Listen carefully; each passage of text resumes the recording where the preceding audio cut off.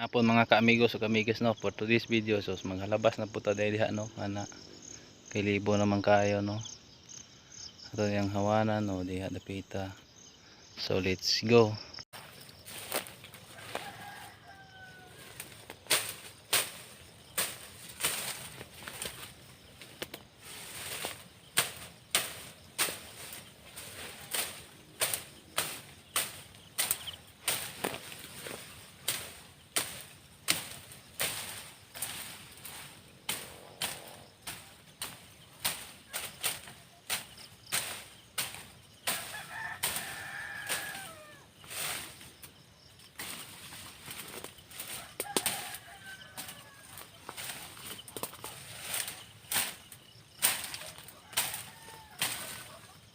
So thanks for watching mga kaamigos amigas no, so narada itong agyaw gamay ra gid no kay hapon na po ta nakasugod mga alas 5 na sadto nya.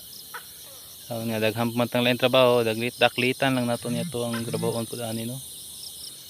So thank you for watching kay gabi na sad, bye bye, amping all.